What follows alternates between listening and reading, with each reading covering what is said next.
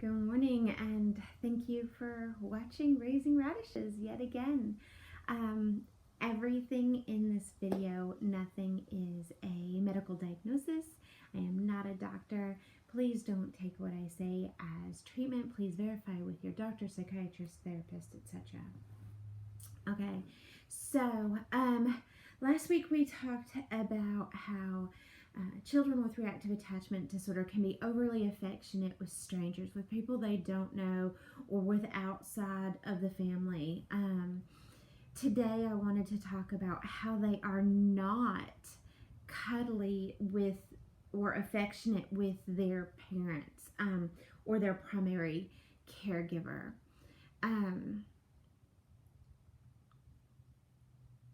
Hugging my children with reactive attachment disorder is like hugging a board. They stiffen up really hard, almost like they're afraid that you're going to hurt them, which is diametrically opposed to how they act with strangers. They give massive hugs. They're really open and affectionate, and with primary caregivers or with people in the home, they're very tight and just like holding on. It was really interesting to me one time in church. I was sitting there and I had my biological son on one side, my adopted son on the side of him, and then my adopted son who has reactive attachment disorder on the other side. And the boys to my left were kind of like, they were kind of like just relaxed and down, and their whole body was relaxed, and my biological son was just kind of resting his head on my shoulder and just kind of relaxed. My adopted son who has reactive attachment disorder, he was trying to do the same thing, but instead of just, his body was like, it was so stiff, and I put my arm around him, and when I put my hand on his shoulder, I could feel him stiffen up. So from the outside, what does that look like?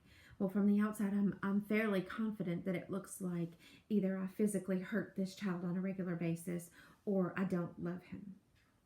And that's not true.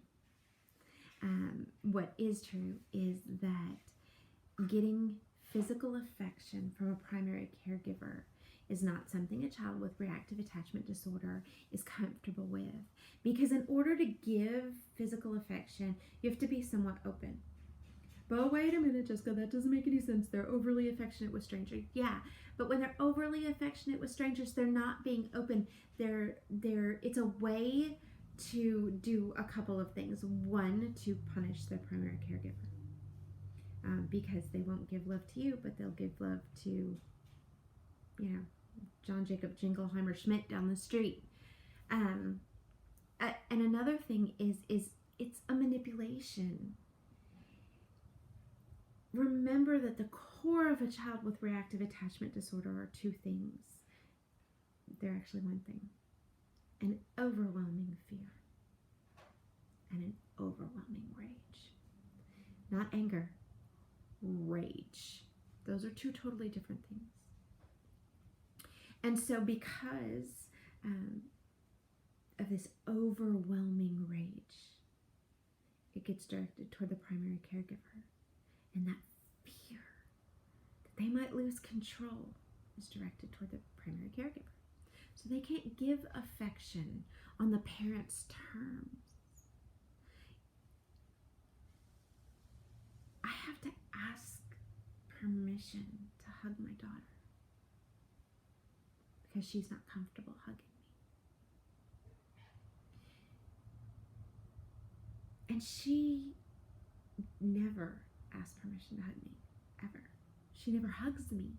She doesn't show any signs of physical affection to anyone in the family, except for what I call church hugs. The one arm all the way to the side. You know what I'm talking about. Or, that one arm and all the way to the side so your body's not even touching. That's the hug I get. It's very stiff. It's very formal. And it is a way of protecting themselves. They protect themselves by not giving physical affection. They protect themselves not giving that love to the primary caregiver because that's too dangerous. And you just have to remember that everything, at the core of everything in reactive attachment disorder is anger and fear. Can't let someone else be in control because I might get hurt. And I'm really mad that I was hurt. So, thank you for watching. If you learned something, if you didn't, like down there, comment down there, subscribe down there, hit that notification button, and please share. There is a troubling concern in the adoptive community that people who are professionals don't believe that reactive attachment disorder is as common as it is, and it is. The only way we're going to get the word out, the only way we're going to let people know, hey, we need help over here, is if people will share what we're saying. So, thanks for watching. Have a blessed day. Carry on.